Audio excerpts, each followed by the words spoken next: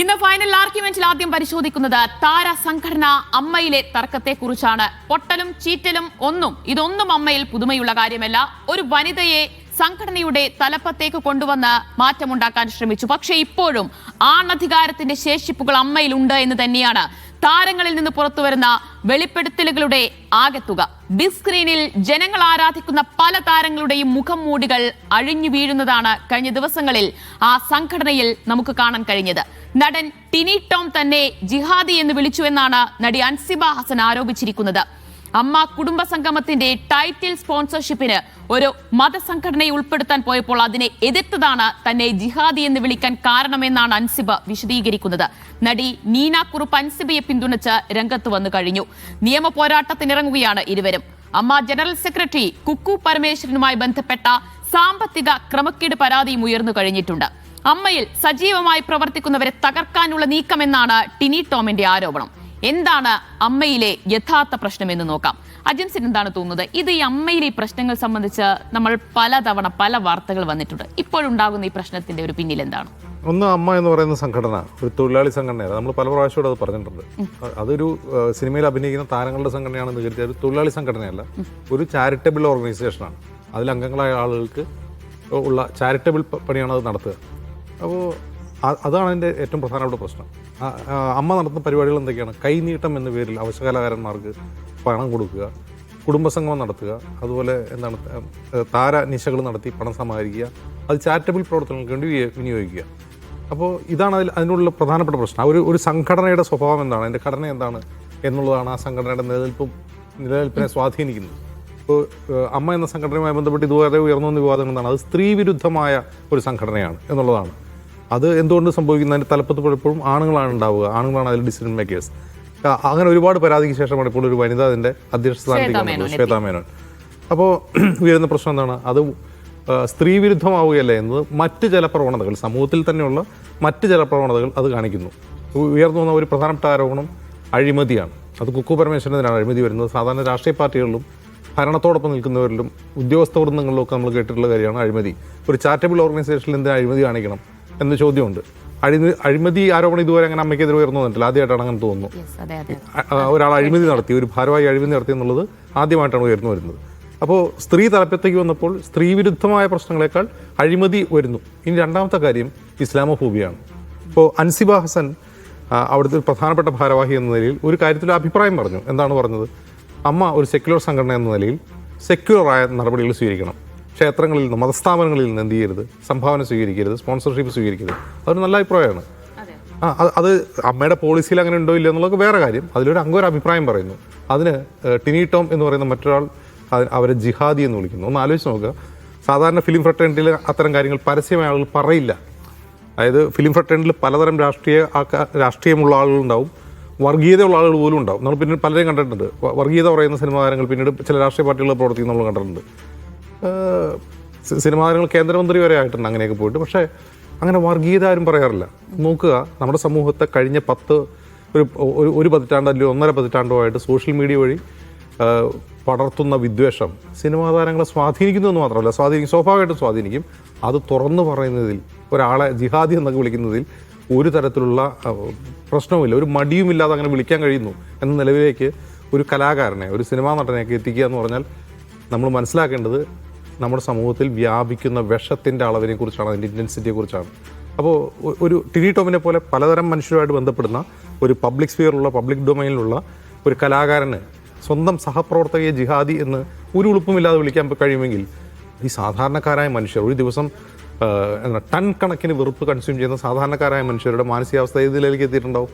ഇത് ഒരു ഇൻഡിക്കേറ്ററാണ്, നമ്മുടെ സൊസൈറ്റിയിൽ ഒരു ഇൻഡിക്കേറ്ററാണ്. ഒരു സിനിമാ നടൻ തൻ്റെ സഹപ്രവർത്തകയെ അങ്ങനെ വിളിക്കുക, ഒരു ഇസ്ലാമോഫോബിക് വിളിക്കുക എന്ന് പറഞ്ഞാൽ അത് വിളിക്കുന്നത് നോർമലാണ്, അങ്ങനെ വിളിക്കുന്നതിന് പ്രശ്നവുമില്ല എന്ന് ടിനി ടോമിന് തോന്നിക്കഴിഞ്ഞാൽ എന്താണ് അതിൻ്റെ അർത്ഥം? നമ്മുടെ സമൂഹത്തിൽ വ്യാപിച്ചിട്ടുള്ള വിഷത്തിൻ്റെ അളവാണ്. ഇതൊരു ഇൻഡിക്കേറ്ററാണ്. യഥാർത്ഥത്തിൽ ഇത് ശ്രദ്ധിക്കേണ്ടത് സർക്കാർ കൂടിയാണ്. ഇപ്പോൾ UDF സർക്കാർ അധികാരത്തിൽ വന്നു. UDF സർക്കാർ അധികാരത്തിൽ നമ്മൾ സ്വാഭാവികമായും പ്രതീക്ഷിക്കുന്ന ഒരു കാര്യം, സമൂഹത്തിൽ കഴിഞ്ഞ ഒരു പതിറ്റാണ്ടായി വ്യാപിച്ചിട്ടുള്ള വിദ്വേഷത്തിൻ്റെ അളവ് കുറയ്ക്കാനുള്ള നടപടികൾ സ്വീകരിക്കുമെന്ന് പ്രഖ്യാപിക്കുന്നു. ഇപ്പോൾ രമേശ് ചെന്നിത്തല പോലീസ് ആസ്ഥാനം സന്ദർശിച്ചതിന് ശേഷം പറഞ്ഞു ഓൺലൈൻ ക്രൈമുകൾ, സൈബർ ക്രൈമുകൾക്കെതിരെ അതിശക്തമായ നടപടി സ്വീകരിക്കുമെന്ന് പറഞ്ഞപ്പോൾ എന്തൊക്കെയാണ് സൈബർ ക്രൈം? ഈ ഓൺലൈൻ തട്ടിപ്പുകൾ മുതൽ വർഗീയ വിദ്വേഷ പ്രചാരണം വരെ എന്നാണ് പറയുന്നത്. പക്ഷേ ഓൺലൈൻ തട്ടിപ്പുകളേക്കാൾ സമൂഹത്തിന് അപകടകരമാണ് ഈ വിദ്വേഷ പ്രചാരണം എന്ന് സൂചിപ്പിക്കുന്ന ഒന്നാണ് ടി ടോമിൻ്റെ പ്രസ്താവന. അദ്ദേഹം അതിൽ വിശദീകരണം ഒന്നും പറഞ്ഞിട്ടില്ല. ഈ നിയമ നടപടിക്ക് പോകണം അൻസിബാസൻ. ആ നിയമ നടപടിയിൽ ഭരണകൂടം അൻസിബയെ പിന്തുണയ്ക്കുമോ എന്നുള്ളതുകൂടിയാണ് കാത്തിരുന്ന് കാണേണ്ടത്. യെസ് സാജു, നോക്കൂ, ഈ വർഗീയതയും വിദ്വേഷവും താരസംഘടനയായ അമ്മയിൽ വരെ പടർന്നു പിടിച്ചു കഴിഞ്ഞുവെങ്കിൽ അത് വളരെ ഗുരുതരമല്ലേ?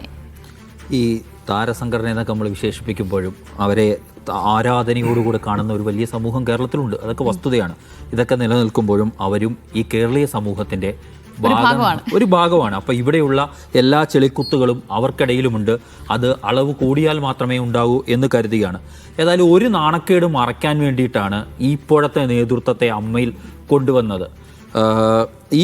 ഇപ്പോൾ എന്നിട്ട് എന്താണ് സംഭവിച്ചത്? നാണക്കേട് മറയ്ക്കാൻ കൊണ്ടുവന്ന നേതൃത്വത്തിൽ പ്രസിഡന്റ് ഒരു വഴിക്കും ജനറൽ സെക്രട്ടറി മറ്റൊരു വഴിക്കും ആണ് എന്നുകൂടിയാണ് ഇപ്പോഴത്തെ ഈ തമ്മിൽ തല്ല് അല്ലെങ്കിൽ തൊഴുത്തിൽ കുത്തിൽ നിന്നും കാണികൾ അല്ലെങ്കിൽ പ്രേക്ഷകർ വായിച്ചെടുക്കേണ്ട ഒരു ഘട്ടത്തിലേക്ക് എത്തിച്ചേർന്നിരിക്കുന്നത്. എവിടെയാണ് ഇതിൻ്റെ പ്രശ്നമെന്ന് ചോദിച്ചു കഴിഞ്ഞാൽ നമ്മുടെ ഈ നാട്ടിലുണ്ടാകുന്ന സകല സംഘടനകളുടെയും അവിടെ അധികാരവുമായി ബന്ധപ്പെട്ട ചില പ്രശ്നങ്ങളുണ്ട്. അത് വലിയ തോതിൽ തന്നെ ഇവരെ ബാധിച്ചിട്ടുണ്ട്.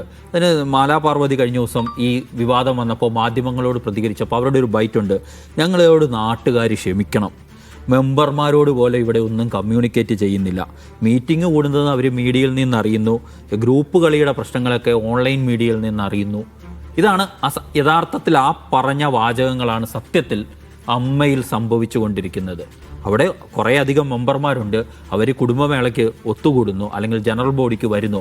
അവിടെ എന്തൊക്കെ നടക്കുന്നു എന്ന കാര്യത്തിൽ, ആരൊക്കെ എന്തൊക്കെ നടത്തുന്നു എന്ന കാര്യത്തിൽ ആർക്കും ഒരു വ്യക്തതയും ഇല്ല എന്നാണ് ഈ 2 ദിവസം കൊണ്ട് നമുക്ക് മനസ്സിലാക്കിയിട്ടുണ്ട്. അവസാനം ഇതെല്ലാം കഴിഞ്ഞിട്ട് പറഞ്ഞു വെക്കുന്നത് എന്താണെന്നും കൂടി നോക്കൂ. പ്രതിസന്ധി ഇപ്പോൾ രൂക്ഷമാണ്. പുതിയ നേതൃത്വം വരണമെന്ന് അന്ന് പറഞ്ഞിരുന്ന ആളുകൾ വന്നിട്ട് പറയുകയാണ്. അങ്ങനെ അതിങ്ങനെ പറയേണ്ടി വന്നതിൽ നാണക്കേടുണ്ടായിട്ടുണ്ട്. സീനിയേഴ്സൊക്കെ ഇത് ഏറ്റെടുക്കണം എന്നുള്ളത്. അതായത് ഈ വിവാദത്തിൻ്റെ ചുവട് പിടിച്ചുകൊണ്ട് നേരത്തെ എന്താണ് ഉണ്ടായിരുന്നത്, നേരത്തെ ഏത് നേതൃത്വമാണ് ഉണ്ടായിരുന്നത്, അങ്ങോട്ട് തന്നെ കാര്യങ്ങൾ എത്തിക്കാനുള്ള ഒരു നീക്കം കൂടി ഇതിൻ്റെ ഇടയിൽ വളഞ്ഞ വഴിയിൽ ഈ സംഘടനയ്ക്കുള്ളിൽ നടന്നുകൊണ്ടിരിക്കുന്നു എന്നുകൂടി നമ്മൾ വായിക്കണം. പിന്നെ അടി അങ്ങോട്ട് തുടങ്ങിയിട്ട് ഒരാളെ പിന്തുണയ്ക്കുന്നു, മറ്റൊരാൾ പറയുന്നു, അങ്ങനെ പോയി യഥാർത്ഥത്തിൽ പലതും നോക്കിക്കഴിഞ്ഞാൽ തൊഴിലിടത്തിലെ മാനസിക പീഡനമോ അതിനപ്പുറത്തേക്കൊക്കെ വരുന്ന രീതിയിലുള്ള കാര്യങ്ങളിലേക്ക് പോകുന്നത്. അതാണ് നേരത്തെ ദിവ്യ സൂചിപ്പിച്ചതുപോലെ തന്നെ അങ്ങേയറ്റം പച്ചയായ വർഗീയത പറയുന്നു എന്നുള്ളത്. അതായത് ഒരു ഗോസിപ്പുകൾക്കൊക്കെ അപ്പുറത്തേക്ക് അതിനെ അങ്ങനെ അത് ചോദ്യം ചെയ്യുമ്പോൾ അതിനെ വർഗീയമായി അധിക്ഷേപിക്കുന്നു എന്ന ആക്ഷേപം ഉയർത്തുന്നത് ഭാരവാഹിയായ ഒരു വനിതാ മെമ്പറാണ്. അവിടെ നടപടി വേണ്ടേ?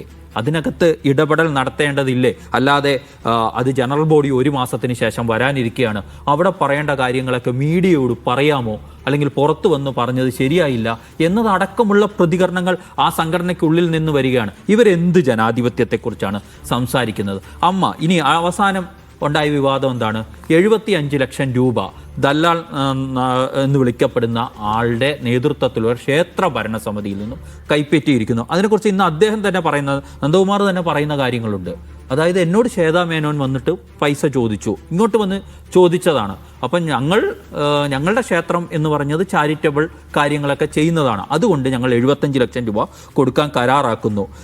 എന്നിട്ട് കരാർ അത് പ്രകാരമുള്ള പണം, അതിൻ്റെ ആദ്യ ഗഡു 30 ലക്ഷത്തോളം രൂപ കൊടുത്തു കഴിഞ്ഞാൽ ഇത് ഒരു ക്ഷേത്രം എന്തിന് അമ്മയ്ക്ക് പണം കൊടുക്കണം എന്നതിന് അദ്ദേഹത്തിൻ്റെതായ ന്യായീകരണമുണ്ട്. പക്ഷേ ഇത് പരസ്യമാണ് എന്നുകൂടി അദ്ദേഹം പറഞ്ഞു വെക്കുന്നുണ്ട്. എന്താണ് ഇവർ ചെയ്യുന്ന പരസ്യം എന്ന ചോദ്യമുണ്ട്.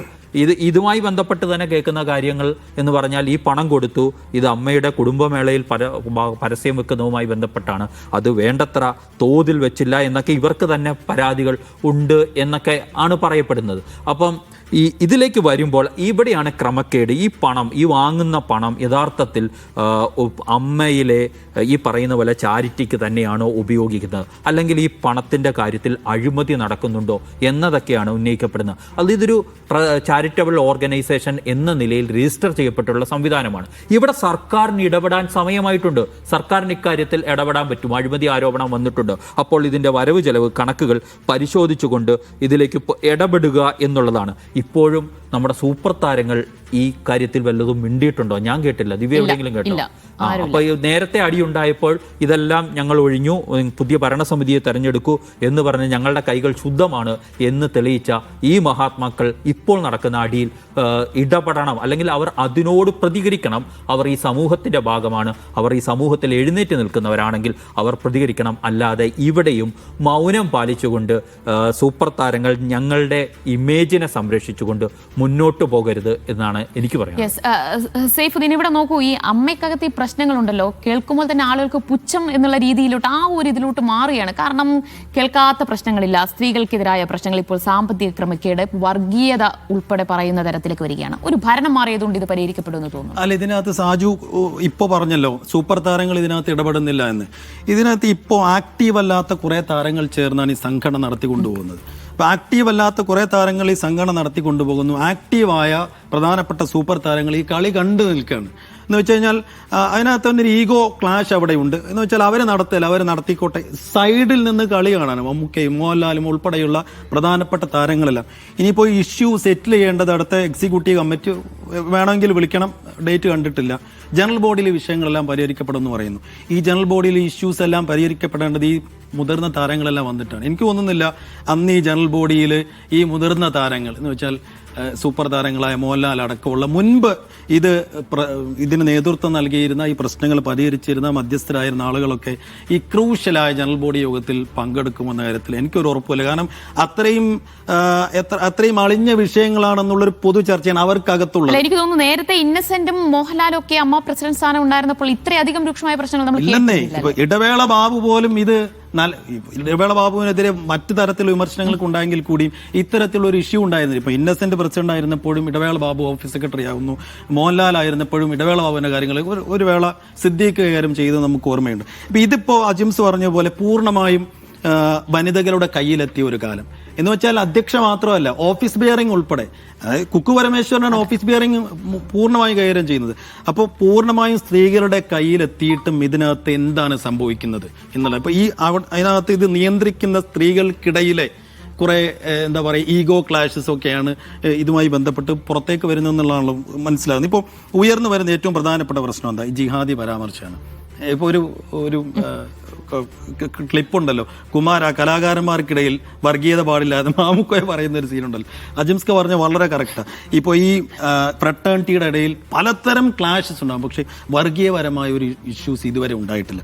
അപ്പോൾ അൻസിബയ്ക്കെതിരെ ഇങ്ങനെ ഒരു ജിഹാദി പരാമർശം ശരിക്കും ടിനി നടത്തിയോ എന്നുള്ളതിൽ അന്വേഷണം വേണം. അപ്പോൾ നീന കുറുപ്പ് പറഞ്ഞു എന്നാണ് പറയുന്നത്. നീന കുറുപ്പ് ഇദ്ദേഹം അങ്ങനെ അൻസിബയെ വിളിക്കുന്നത് നീന കുറുപ്പ് കേൾക്കുകയും നീന കുറുപ്പ് അൻസിബയോട് പറഞ്ഞു എന്നതാണ് നമുക്ക് മനസ്സിലാക്കാൻ കഴിയുന്നത്. ഇനിയിപ്പോൾ അതിനകത്ത് ഒരു ലീഗൽ ഫൈറ്റിലേക്ക് അൻസിബ പോയാൽ തന്നെയും അത് തെളിയിക്കാൻ കഴിയുമോന്ന് ഞാനത് പറഞ്ഞില്ല. ആരാണ് കേട്ടതെന്ന് പറഞ്ഞാൽ ആകെ കൂടി കേട്ടത് നീന കുറുപ്പാണ്. നീന കുറുപ്പ് അതെങ്ങനെ തെളിയിക്കും എന്നൊക്കെയുള്ള ചോദ്യങ്ങളുണ്ട്. അപ്പോൾ ഇത് കൈവിട്ടൊരവസ്ഥയിലേക്ക് പോകുന്നു. അപ്പോൾ മുതിർന്ന താരങ്ങൾ ഇടപെടേണ്ട ഏറ്റവും അവസാന ഘട്ടത്തിലേക്ക് എത്തിയിട്ടുണ്ട്. പക്ഷേ മുതിർന്ന താരങ്ങൾ കേസിൽ ഇടപെടുമോ എന്നുള്ളതാണ് ഏറ്റവും പ്രധാനപ്പെട്ടത്. യെസ്, അതാണ്. എന്തായാലും താരസംഘടനയായ അമ്മ പലതരത്തിലുള്ള ഇടപെടലുകൾ മുതിർന്ന താരങ്ങൾക്ക് വേണ്ടി പല കാര്യങ്ങൾ ചെയ്യുന്നുണ്ട്. പക്ഷേ എനിക്ക് തോന്നുന്നത് ഈ സംഘടന നല്ല രീതിയിൽ നടത്തിച്ചു കൊണ്ടുപോകാൻ കഴിയുന്നില്ല എന്നതാണ്. വനിതകൾ ആ നേതൃസ്ഥാനത്തേക്ക് വരുന്നതൊക്കെ വളരെ സ്വാഗതാർഹം തന്നെയാണ്. പക്ഷേ ഈ പറയുന്നത് പോലെയുള്ള പ്രശ്നങ്ങൾ കൈകാര്യം ചെയ്യുന്നതിൽ, അതിൽ ഇടപെടുന്നതിൽ, അതിൽ നടപടിയെടുക്കുന്നതിനുള്ള ഒരാർജവം, ഇച്ഛാശക്തി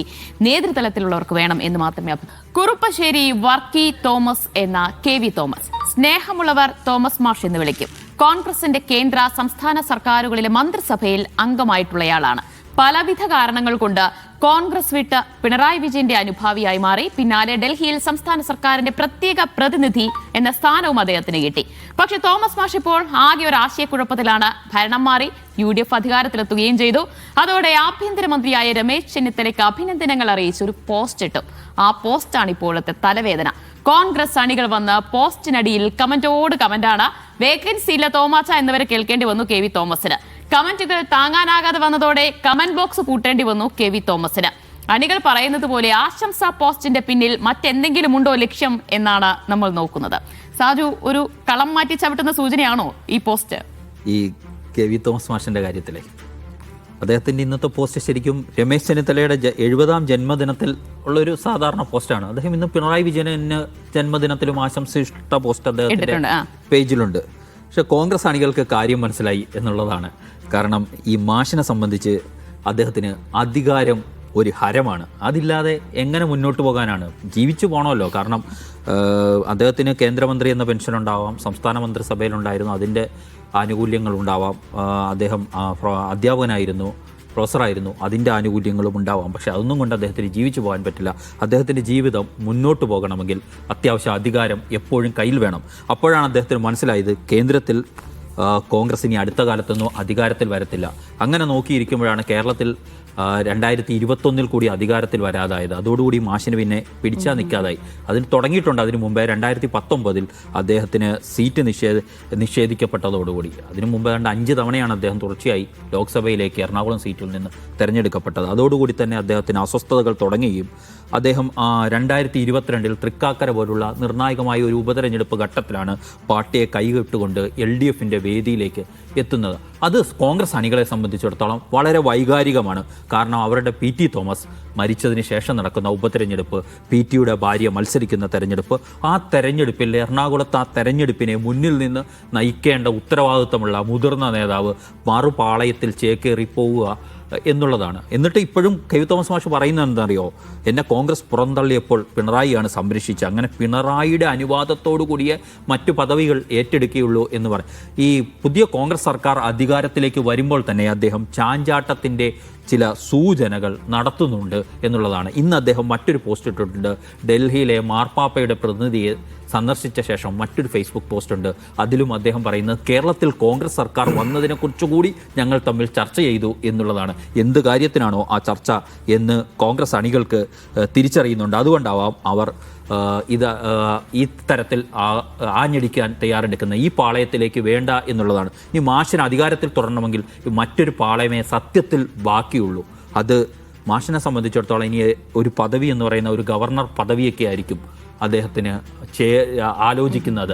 അതാണെങ്കിൽ ഏതായാലും കോൺഗ്രസ് കളത്തിൽ അടുത്ത കാലത്തൊന്നും പറ്റില്ല. കാരണം അതിന് കേന്ദ്രത്തിൽ അധികാരത്തിൽ വരേണ്ടതുണ്ട്. അതുകൊണ്ട് അദ്ദേഹത്തിൻ്റെ എങ്ങോട്ടാണ് ചാഞ്ചാടുക എന്ന കാര്യത്തിൽ ചില സംശയങ്ങളുണ്ട്. ചില അഭ്യൂഹങ്ങളൊക്കെ പ്രചരിച്ചിരുന്നു. ചില BJP കേന്ദ്ര നേതാക്കളൊക്കെ ആയിട്ട് അദ്ദേഹം കൂടിക്കാഴ്ചയ്ക്ക് പോകുന്നു എന്നൊക്കെയുള്ള അഭ്യൂഹങ്ങളൊക്കെ ഉണ്ട്. അതുകൊണ്ട് മാഷ് എങ്ങോട്ടാണ് പോകാൻ പോകുന്നത് എന്ന കാര്യത്തിൽ ഒന്നും വ്യക്തതയില്ല. അതിനിടയിൽ തമിഴ്നാട് തൻ്റെ സഹായം തേടി എന്ന് പറയുന്നുണ്ട്. അങ്ങനെ ഒരു ഔദ്യോഗികമായി വിജയിയുടെ ഭാഗത്തുനിന്ന് അങ്ങനെ ഒരു നീക്കമുണ്ടായതിന് വ്യക്തമായ തെളിവൊന്നുമില്ല. അത് ചിലപ്പം കേരളം വേണമെങ്കിൽ ഇപ്പം പറയണം ഞാൻ കൂടെ നിൽക്കാം എന്നുദ്ദേശിച്ചിട്ടാണോ, എന്നെ വിളിച്ചോളൂ എന്നുദ്ദേശിച്ചിട്ടാണോ അദ്ദേഹം നടത്തിയത് എന്നറിയില്ല. ഏതായാലും കോൺഗ്രസ് പ്രവർത്തകർ ഇന്നിട്ടിരിക്കുന്ന പോസ്റ്റുകളിലെ ചില കാര്യങ്ങൾ കൂടി പറഞ്ഞാലേ അത് പൂർത്തിയാകുള്ളൂ എന്ന് തോന്നുന്നു. അതായത് മാഷിന് കമൻറ്റ് ബോക്സ് പൂട്ടിയിട്ട് പോകേണ്ടി വന്ന പോസ്റ്റിന് മറുപടി ഇങ്ങനെയൊക്കെയാണ് പ്രവർത്തകർ പതപ്പിച്ച് ഡൽഹി കയറാനുള്ള സൈക്കോളജിക്കൽ മൂവാണ് കെ.വി. തോമസ് മാഷ് നടത്തുന്നതെന്ന്. രമേശ് ജിയോട് എൻ്റെ സമയം മോശമാണ്, തൽക്കാലം വീട്ടിൽ പോയി റെസ്റ്റ് എടുക്കാനാണ്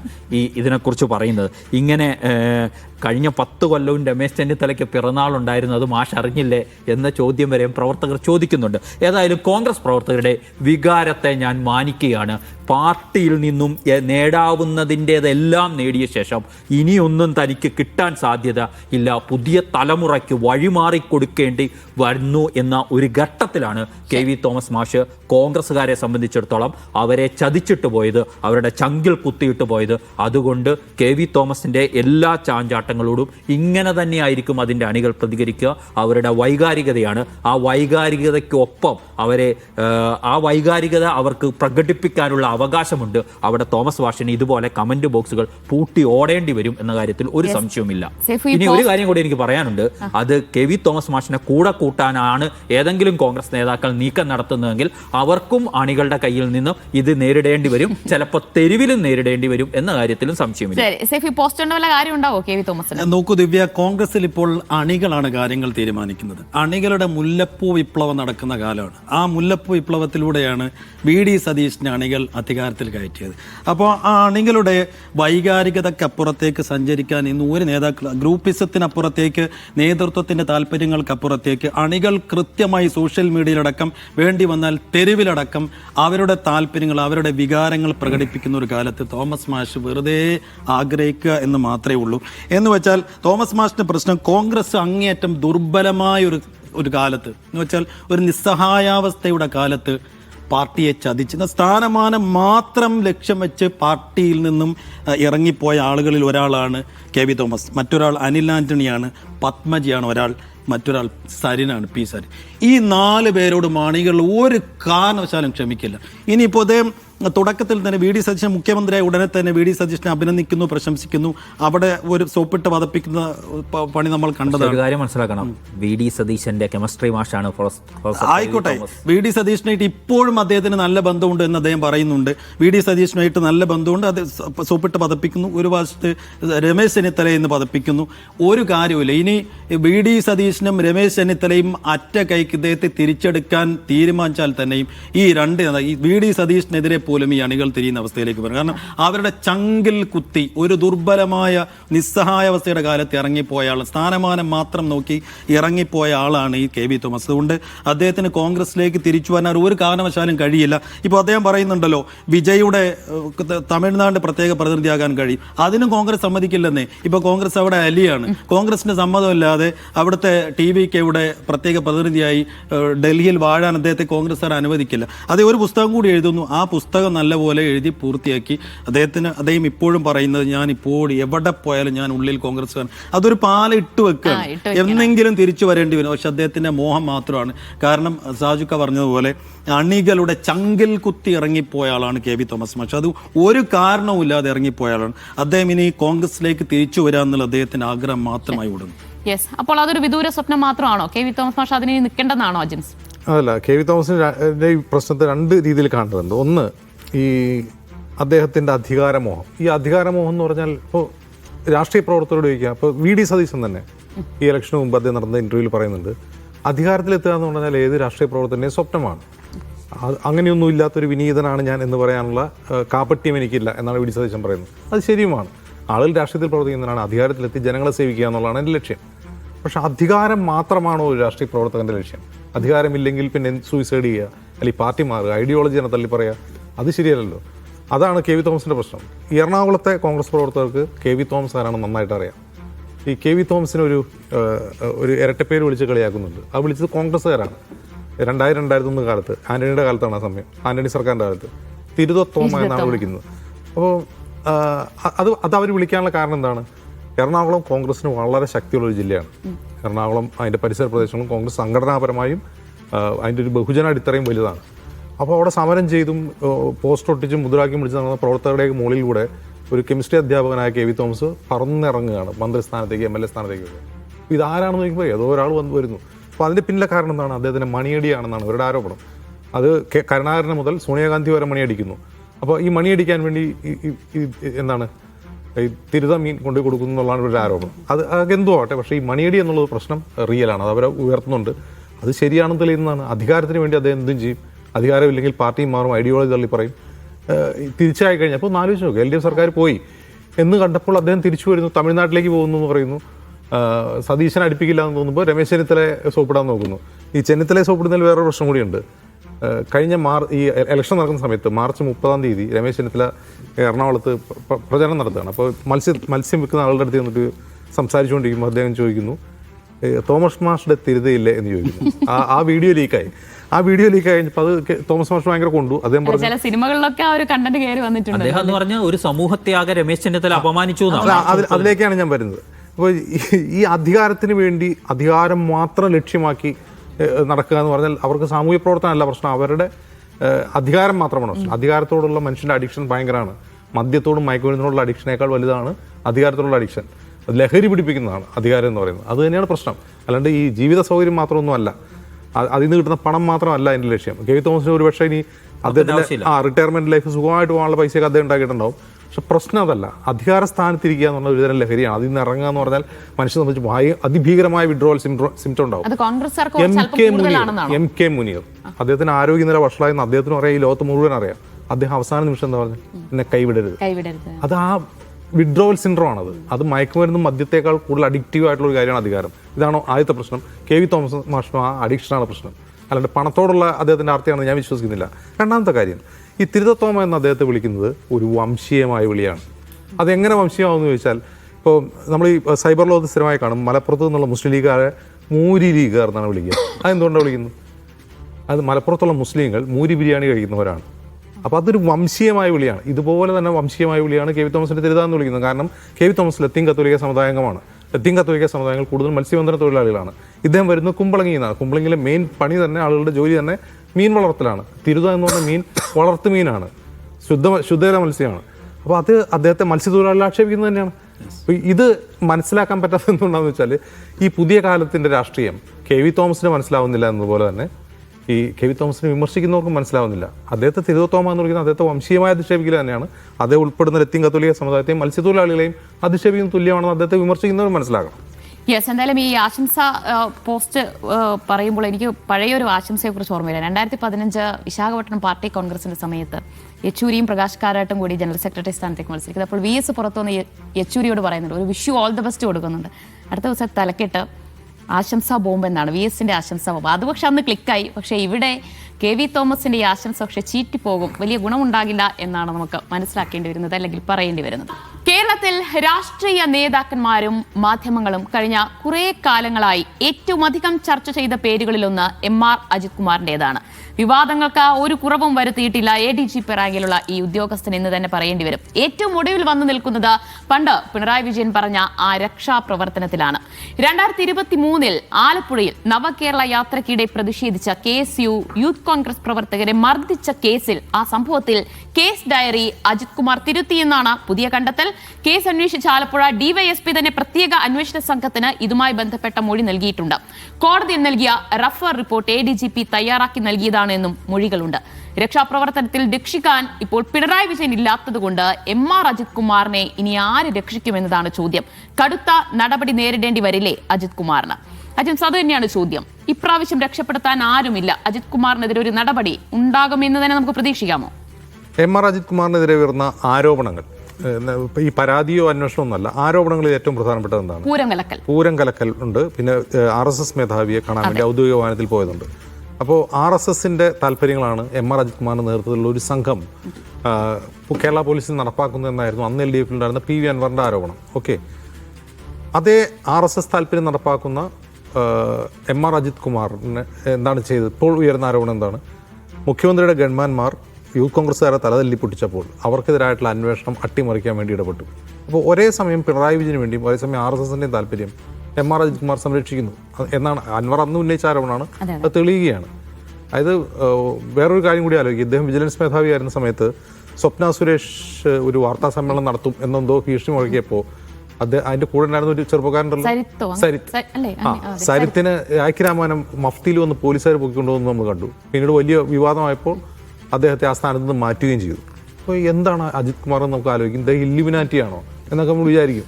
കാരണം എന്തെല്ലാം തരം കഴിവുകളാണ് അദ്ദേഹത്തിന്. അദ്ദേഹം സരിത്തിനെ പൊക്കുന്നു, ഇവിടെ കേസ് ഡയറി അട്ടിമറിക്കുന്നു, RSS മേധാവിയെ കാണുന്നു, പൂരം കലക്കുന്നു. ഒരു മനുഷ്യനെ കൊണ്ട് സാധ്യമല്ലാത്ത കഴിവുകളൊക്കെ ഉള്ള ഒരു മനുഷ്യനാണ് അദ്ദേഹം. അപ്പോൾ ഇങ്ങനെ ഇത്രയും ശക്തരിൽ ശക്തനായ ഒരു പോലീസുകാരനെതിരെ UDF സർക്കാർ ഇന്ന് നടപടി സ്വീകരിക്കുന്നതാണ് ഞാൻ സാഗൂതം നോക്കുന്നത്. അതിൻ്റെ കാരണം ഇപ്പോൾ അദ്ദേഹത്തിന് മുമ്പിൽ അദ്ദേഹത്തിനെതിരായിട്ടുള്ള ഒരു പരാതിയുണ്ട്, അതിൽ അന്വേഷണം വരും, ആ റിപ്പോർട്ട് വരട്ടെ എന്നാണ് ആഭ്യന്തരമന്ത്രിയും VD സതീശൻ മുഖ്യമന്ത്രിയും പറയുന്നത്. ഓക്കെ, ആ റിപ്പോർട്ട് അങ്ങനെയാണ് പ്രൊസീജിയറലായിട്ട് അങ്ങനെയാണ് നടപടി സ്വീകരിക്കേണ്ടത്. ഒരു IPS അതിനെതിരെ തോന്നിയ മാതിരി നടപടി സ്വീകരിക്കാൻ കഴിയില്ല. പക്ഷെ എൻ്റെ ചോദ്യം അതല്ല. ഈ തലതല്ലി പൊട്ടിച്ച കേസിൽ കേസ് ഡയറി തിരുത്തി എന്നുള്ളതാണോ അദ്ദേഹത്തിനെതിരെ വരുന്ന ഏറ്റവും വലിയ ആരോപണം, പരാതി? അല്ല. അജിത് കുമാറിനെതിരെ ഒരു 3 തല അന്വേഷണം നടക്കുകയാണ്. 3 തല അന്വേഷണം LDF സർക്കാർ പ്രഖ്യാപിച്ചത്. അതിൻ്റെ കാലാവധി കഴിഞ്ഞോ?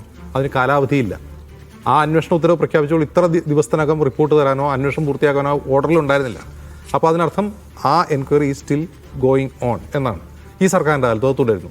അതിൻ്റെ സ്റ്റാറ്റസ് എന്താണെന്ന് ആഭ്യന്തരമന്ത്രിയും മുഖ്യമന്ത്രിയും പറയണ്ടേ? അത് ചോദ്യം പോലും മാധ്യമപ്രവർത്തനത്തിൽ നിന്ന് വരണ്ടേ? ഒരു 3 തല അന്വേഷണം നടക്കുന്നുണ്ടല്ലോ ഇദ്ദേഹത്തിനെതിരെ. അതിൽ ആ അന്വേഷണത്തിൽ ഈ സർക്കാരിൻ്റെ നിലപാടെന്നാണ് മാധ്യമങ്ങൾ ചോദിക്കേണ്ടത്. ചോദിക്കുന്നതിന് മുമ്പ് ഇവർ പറയണ്ടേ? കാരണം എന്ന് വെച്ചാൽ ഈ UDF സർക്കാരിന് UDFന് കഴിഞ്ഞ പ്രതിപക്ഷത്തിരിക്കുമ്പോൾ സർക്കാരിനെതിരെ ഏറ്റവും ലിവറേജുള്ള ആരോപണമായി മാറിയ ഒന്നാണ് അജിത് കുമാർ എന്ന് പറയുന്ന ആ വ്യക്തി തന്നെ. ഒരു പക്ഷേ പിണറായി വിജയൻ എന്ന മുഖ്യമന്ത്രിക്കെതിരായിട്ടുള്ള ഏറ്റവും നല്ല പൊളിറ്റിക്കൽ നാരേറ്റീവ് സെറ്റ് ചെയ്യാൻ UDFന് അവസരം ഉണ്ടായിക്കൊടുത്ത മനുഷ്യനാണ് അജിത് കുമാർ. എന്നിട്ട് UDF അധികാരത്തിൽ വരുമ്പോൾ ആ 3 തല അന്വേഷണത്തെ കുറിച്ച് എന്തെങ്കിലും പറയണ്ടേ? എന്താ അവരും ഉണ്ടാതിരിക്കുന്നത്? എൻ്റെ സംശയം, ഇപ്പോൾ AD തോമസിൻ്റെയും സഹപ്രവർത്തകരുടെയും തലതല്ലി പൊട്ടിച്ചു, അതിൽ കേസ് ഡയറിയിൽ ഇടപെട്ടു എന്നതിനേക്കാൾ ഗുരുതരമല്ലേ MR അജിത് കുമാറിനെതിരായിട്ടുള്ള അൻവറിൻ്റെ ആരോപണത്തിൽ LDF സർക്കാർ തന്നെ പ്രഖ്യാപിച്ചിട്ടുള്ള അന്വേഷണം? ആ അന്വേഷണം തുടരേണ്ടത് ഈ സർക്കാരിൻ്റെ ബാധ്യതയല്ലേ? എന്തുകൊണ്ടാണ് UDF സർക്കാരിന് ആ മൗനം എന്നുള്ളതാണ് എന്നെ ഇപ്പോഴും ഉലയ്ക്കുന്ന ചോദ്യം. യെസ്, അതാണ് സാജു. ഇവിടെ PV അൻവർ വീണ്ടും പരാതി നൽകാൻ പോവുകയാണ്. അജിത് കുമാറിനെതിരെ വീണ്ടും ഒരു അന്വേഷണം വേണം. അങ്ങനെ ഒരു പരാതി കിട്ടണോ UDF സർക്കാർ, അല്ലെങ്കിൽ ആഭ്യന്തരമന്ത്രി രമേശ് ചെന്നിത്തലയ്ക്ക് MR അജിത് കുമാറിനെതിരെ അന്വേഷണം നടത്താൻ നടപടിയെടുക്കാൻ? അതിന്റെ ആവശ്യമില്ല. കാരണം എന്താണെന്ന് പറഞ്ഞാൽ ഓൾറെഡി പരാതി ഉണ്ട്. ആ പരാതിയിൽ ഒരു ത്രിതല അന്വേഷണം നടന്നിട്ടുണ്ട് അദ്ദേഹത്തിനെതിരെ ഉയർന്നു വന്ന ആരോപണങ്ങളിൽ. അതിൽ ചിലതിലൊക്കെ ക്ലീൻ ചിറ്റ് നൽകിയ റിപ്പോർട്ടാണ് സമർപ്പിച്ചതെന്നും മടക്കി എന്നതടക്കമുള്ള കാര്യങ്ങൾ നമ്മൾ കേട്ടതാണ്. പക്ഷേ പല വിധത്തിലുള്ള രക്ഷാപ്രവർത്തനങ്ങൾ ഈ നാട്ടിൽ കണ്ടിട്ടുണ്ട്. ആരധികാരത്തിൽ വന്നാലും ആ അധികാരത്തിനൊപ്പം ചുറ്റി നടക്കുന്ന അവതാരങ്ങൾ അത് പലതരത്തിൽ, രാഷ്ട്രീയക്കാരിൽ മാത്രമല്ല ഉദ്യോഗസ്ഥ തലത്തിലുമൊക്കെ നമ്മൾ കാണാറുണ്ട്. അത്തരം അവതാരങ്ങളെ സൂക്ഷിക്കണമെന്ന് പറഞ്ഞ ഒരു മുഖ്യമന്ത്രിയായിരുന്നു പിണറായി വിജയൻ. പക്ഷേ അദ്ദേഹത്തിന് അത്തരം അവതാരങ്ങൾ ഉണ്ടാക്കി വെച്ച പുലിവാലിലായിരുന്നു അദ്ദേഹം അവസാന ഘട്ടത്തിലുണ്ടായിരുന്നത്. പക്ഷേ ഞാൻ നേരത്തെ സൂചിപ്പിച്ചതുപോലെ ഈ ക്രമസമാധാന ചുമതല ഉണ്ടായിരുന്ന ADGP ആയിരുന്നു അന്ന് MR അജിത് കുമാർ. എന്താണ് അദ്ദേഹത്തിൻ്റെ ജോലി? സംസ്ഥാനത്തിൻ്റെ ക്രമസമാധാനം സംരക്ഷിക്കുന്നതിന് ആവശ്യമായ നടപടിയെടുക്കുക എന്നുള്ളതാണ്. പക്ഷേ കേസ് ഡയറിയിൽ അപ്പോൾ അത് രക്ഷാപ്രവർത്തനം അതിൻ്റെ ഭാഗമാണ് അല്ലേ, ജനങ്ങളെ സംരക്ഷിക്കലാണല്ലോ. പക്ഷേ കേസ് ഡയറിയിൽ രക്ഷാപ്രവർത്തനം നടത്തിയ ആദ്യത്തെ ക്രമസമാധാന ചുമതലയുള്ള ADGP ആയിരിക്കും MR അജിത് കുമാർ. സാധാരണ ഒരു ഫോൺ വിളിച്ച് ഏതെങ്കിലും SIയോടെ എങ്ങനെ റിപ്പോർട്ട് കൊടുത്താൽ മതി എന്ന് പറയേണ്ട കേസിന് തിരുവനന്തപുരത്തേക്ക് വിളിച്ചു വരുത്തിച്ച് അദ്ദേഹത്തിൻ്റെ സാന്നിധ്യത്തിൽ തന്നെ കാര്യങ്ങളൊക്കെ കേസ് ഡയറി അടക്കം തിരുത്തിച്ച് മുന്നോട്ട് കൊണ്ടുപോയ വലിയ പണിയെടുത്തിട്ടുണ്ട് അദ്ദേഹം പിണറായി വിജയന് വേണ്ടി എന്നത് പറയാതിരിക്കാനാവില്ല. ഇത് ഈ പിണറായി വിജയൻ്റെ ഓഫീസിൽ ഇതിനൊക്കെ നിർദ്ദേശം കൊടുത്ത ആളുകൾ അദ്ദേഹത്തിൻ്റെ പലവിധ സെക്രട്ടറിമാരായി കൂടെ ഉണ്ടായിരിക്കും. അവരിൽ ആരുടെയെങ്കിലും നിർദ്ദേശത്തിൻ്റെ അടിസ്ഥാനത്തിലായിരിക്കും ഇതൊക്കെ ചെയ്തു കൊടുത്തിട്ടുള്ളത്. പക്ഷെ സംഭവിക്കുക എന്താണ്? യഥാർത്ഥത്തിൽ ഇപ്പോഴത്തെ മുഴുവൻ ചർച്ചയും നടക്കുന്നത് എവിടെയാണ്? UDF സർക്കാർ അധികാരത്തിലേറി വന്ന ശേഷം സംസ്ഥാനത്തെ വലിയ, അതായത് ഏറ്റവും പവറുള്ള പോലീസ് ഉദ്യോഗസ്ഥരിൽ ഒരാൾക്കെതിരെ ഉയർന്ന അതിഗുരുതരമായ ആരോപണങ്ങൾ ഒരു വശത്തിരിക്കുന്നു. എന്നിട്ട് തലതല്ലി പൊട്ടിച്ചു എന്ന കുറ്റത്തിൽ മാത്രം കേന്ദ്രീകരിച്ചുള്ള അന്വേഷണം. അക്കാര്യത്തിൽ പരമാവധി കോൺഗ്രസ് അണികളുടെ വികാരത്തിനൊപ്പം പുതിയ സർക്കാരിന് നിൽക്കേണ്ടി വരും. എന്തു ചെയ്യും? പരമാവധി കുറച്ച് കാലത്തേക്കുള്ള സസ്പെൻഷൻ, അതുകൊണ്ട് ഇത് അവസാനിക്കും. അതേസമയത്ത് മറുഭാഗത്ത് ഉയർന്നു വന്ന നേരത്തെ അജിംസ് സൂചിപ്പിച്ച ആരോപണങ്ങൾ അതിലും ഗുരുതരമായ കാര്യങ്ങളാണ്. അതായത് ഒരു ഇടതുപക്ഷ സർക്കാർ ഭരിച്ചുകൊണ്ടിരിക്കെ സർക്കാരിന് മേൽ സംഘപരിവാർ താല്പര്യങ്ങൾ നടപ്പിലാക്കാൻ ശ്രമിച്ചു എന്നതടക്കമുള്ള ആരോപണങ്ങളാണ് ഒരു IPS ഉദ്യോഗസ്ഥന് എതിരെ ഉള്ളത് എന്ന് നമ്മൾ ആലോചിക്കണം. എന്നിട്ട് അദ്ദേഹത്തിന് ആ കാലത്ത് എന്തെങ്കിലും സംഭവിച്ചോ? ആ ഒരു IPS ഉദ്യോഗസ്ഥന് ഇരിക്കാൻ കഴിയാത്ത പോസ്റ്റുകളിൽ വരെ അദ്ദേഹത്തെ നിയമിച്ച് സംരക്ഷിച്ചു കൂടെ നിർത്തുന്നതാണ് കണ്ടത്. ഇപ്പോൾ എന്ത് നടപടി എടുക്കും എന്നതാണ് ചോദ്യം. ഞാൻ നേരത്തെ മുഖ്യമന്ത്രിയുടെ ഗൺമാന്മാരുടെ വിഷയം ഒരു ദിവസം നമ്മൾ ചർച്ചയ്ക്കെടുത്തപ്പം ഒരു കാര്യം പറഞ്ഞു. വല്ലാതെ ഒന്നും ഈ ഗൺമാന്മാർക്കും കാലങ്ങളായി ഒന്നും സംഭവിക്കാൻ പോകുന്നില്ല, ഏതെങ്കിലും ഒരു സസ്പെൻഷനിലോ മാറ്റി നിർത്തലിലോ ഒക്കെ അവസാനിപ്പിക്കും എന്നുള്ള. അതിനപ്പുറം MR അജിത് കുമാറിൻ്റെ കാര്യത്തിലും ഒന്നും സംഭവിക്കില്ല.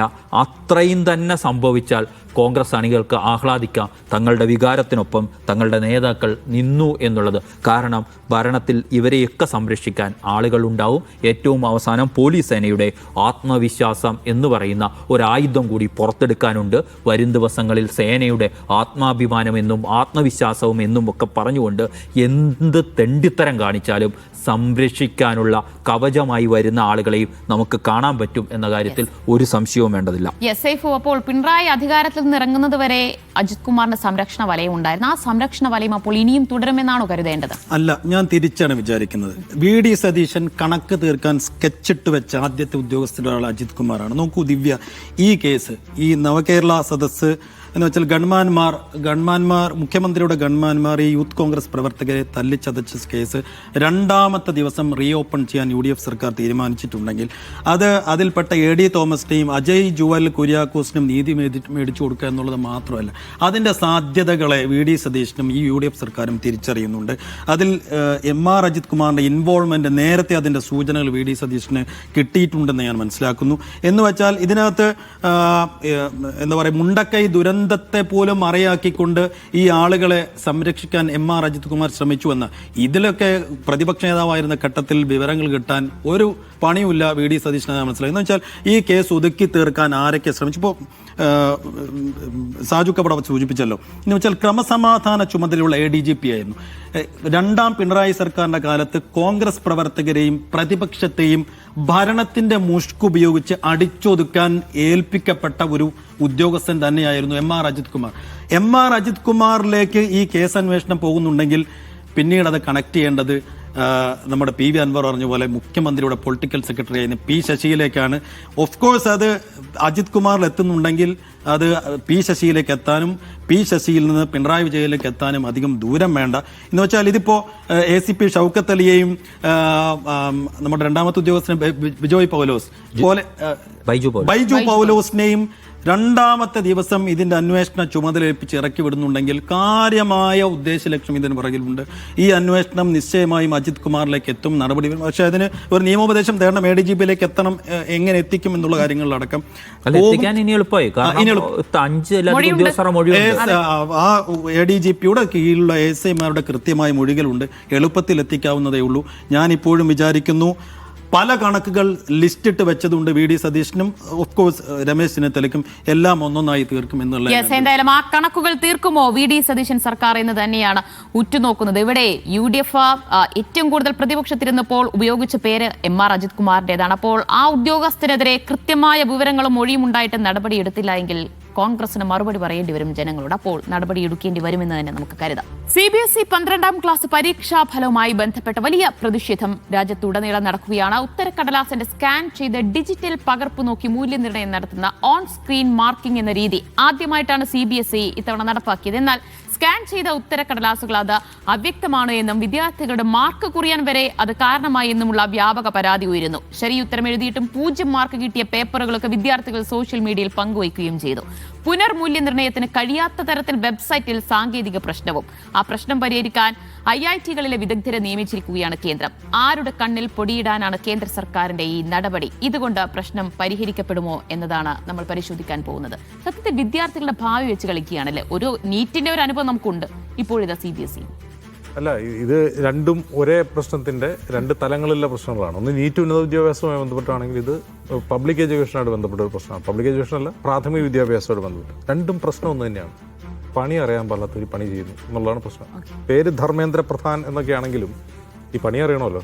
ഇത് വർഷങ്ങളായിട്ട് രാജ്യത്ത് നടന്നുകൊണ്ടിരുന്നതാണ്. ഈ പൊതുപരീക്ഷകളൊക്കെ വളരെ കൃത്യമായിട്ട് നടന്നുകൊണ്ടിരുന്നതാണ്.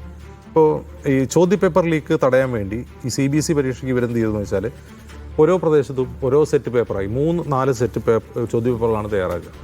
അപ്പോൾ ഇവിടുന്ന് ചോർന്നിട്ടുണ്ടെങ്കിൽ അവിടെ കൊണ്ടുപോയി വിൽക്കരുത്, അതാണ് ഒരു ലക്ഷ്യം. സംഭവ ഉദ്ദേശം നല്ലതാണ്. പക്ഷേ ഇത് ചെയ്തതെന്താണെന്ന് വെച്ചാൽ ഒരു സെറ്റ് പേപ്പറിൽ വളരെ എളുപ്പമുള്ള ക്വസ്റ്റ്യൻസ്, മറു സെറ്റിൽ വളരെ ടഫായിട്ടുള്ള ക്വസ്റ്റ്യൻസ്, ചില ക്വസ്റ്റ്യൻ പേപ്പറിൽ സിലബസ് ഇല്ലാത്ത ക്വസ്റ്റ്യൻസ്. ഇതാണ് അവസ്ഥ. അതായത് മാർക്ക് കിട്ടില്ല, നന്നായിട്ട് പഠിച്ച കുട്ടികൾക്ക് പോലും മാർക്ക് കിട്ടില്ല. അത് ചിലയിടത്ത് ഒബ്ജക്റ്റീവ് ടൈപ്പ് ക്വസ്റ്റ്യൻ ആണെങ്കിൽ മറ്റിടത്ത് വിശദീകരിച്ച് ചെയ്യേണ്ട ക്വസ്റ്റ്യൻ ആണ്. അപ്പോൾ ഇത് മൊത്തം കയോസാണ്. എൻ്റെ പ്രശ്നം അതൊന്നുമല്ല, ഇത്രയും പ്രശ്നം ഉണ്ടായി. ഇതിൻ്റെ ഒരു 10% പ്രശ്നം ഒരു 15 വർഷം മുമ്പ് ഒരു കേന്ദ്ര സർക്കാരിൽ ഉണ്ടായിരുന്നെങ്കിൽ ഇവിടെ തെരുവിൽ ആളിറങ്ങുമായിരുന്നു. ഇവിടെ ആർക്കും അതൊരു പ്രശ്നമല്ല. ഇവിടെ പ്രതിപക്ഷമില്ല, പ്രതിപക്ഷത്തിന് ഒരു പ്രശ്നമില്ല. ആകെ ബഹളം ഉണ്ടാക്കുന്ന കുറേ കോക്രോച്ചസ് ആണ്, കുറേ പാറ്റകൾ. അവർ ഓൺലൈനിൽ ബഹളം ഉണ്ടാക്കുന്നുണ്ട്, പക്ഷെ അതൊന്നും അവരെ ബാധിക്കുന്നില്ല. കോക്രോച്ചുകൾ എങ്ങനെയാണ് നേരിടുന്നത്? കോക്രോച്ചുകൾക്ക് BJP-യേക്കാൾ കൂടുതൽ ഫോളോവേഴ്സ് ഉണ്ട് എന്ന വാർത്ത വരുമ്പോൾ അക്കൗണ്ട് പൂട്ട് മാത്രമല്ല, അവരുടെ ഇതിലേക്ക് കൊണ്ടുപോയി ബോട്ടുകൾ ആഡ് ചെയ്യുന്നു. ബോട്ടുകൾ ആഡ് ചെയ്താൽ ഇത് മൊത്തം പാകിസ്ഥാനിൽ നിന്നുള്ളവരാണെന്ന് പറയുന്നു. അത് ഇവരുടെ മാത്രമല്ല. ഇത് കഴിഞ്ഞ ദിവസം കോൺഗ്രസ് MLA സന്ദീപ് വാര്യർ ഒരു പോസ്റ്റ് ഇട്ടു. സന്ദീപ് വാര്യർ നോക്കുമ്പോൾ അദ്ദേഹത്തിൻ്റെ Facebook ഇൻസ്റ്റാ അക്കൗണ്ടിലൊക്കെ വളരെ പെട്ടെന്ന് ഫോളോവേഴ്സിൻ്റെ എണ്ണം കൂടുന്നു. നോക്കുമ്പോൾ സംഭവം ബംഗ്ലാദേശിൽ നിന്നും പാകിസ്ഥാനിൽ നിന്നൊക്കെയാണ് ആൾ ഫോളോ ചെയ്യുന്നത്. അദ്ദേഹം ആർക്കും ഇത് ഫോളോ ചെയ്യാൻ വേണ്ടി പൈസ മുടക്കിയിട്ടില്ല. സംഭവം എന്ന് വെച്ചാൽ എതിരാളികളുടെ ക്രെഡിബിലിറ്റി കളയുക എന്നുള്ളതാണ്. ക്രെഡിബിലിറ്റി കളയാൻ വേണ്ടി ബോട്ടുകൾ അയക്കുക, അവരെ ഫോളോ ചെയ്യിപ്പിക്കുക. എന്തെല്ലാം തരം തന്ത്രങ്ങളാണെന്ന് നോക്കുക. അപ്പോൾ ഇങ്ങനെ കുടില ബുദ്ധിയുള്ള ഒരു കേന്ദ്ര സർക്കാരിനെതിരെയാണ് പ്രതിപക്ഷം എന്ത് ചെയ്യണമെന്ന് അറിയാതെ നിൽക്കുന്നത്. ഇവിടുത്തെ ഏറ്റവും പ്രധാനപ്പെട്ട പ്രശ്നം ഈ കോക്രോച്ചുകൾ ഉന്നയിക്കുന്ന രാഷ്ട്രീയ പ്രശ്നമുണ്ടല്ലോ, അത് റിയലാണ്. അത് നമ്മുടെ അർബൻ എഡ്യൂക്കേറ്റഡ് യൂത്തിൻ്റെ കൺസേൺ ആണ്. അതിനെ റെപ്രസെൻ്റ് ചെയ്യാൻ പ്രതിപക്ഷം എവിടെ?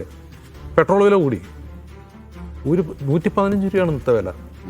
നമ്മൾ 65 രൂപയായിട്ട് ഉയർത്തിയ സമയത്ത് സ്കൂട്ടർ തള്ളിയും ഗ്യാസ് സിലിണ്ടർ ഉരുട്ടിയൊക്കെ അന്നത്തെ പ്രതിപക്ഷം പ്രതിഷേധിച്ചിരുന്നു. ഇന്ന് അതിന് പോലും ആളില്ല.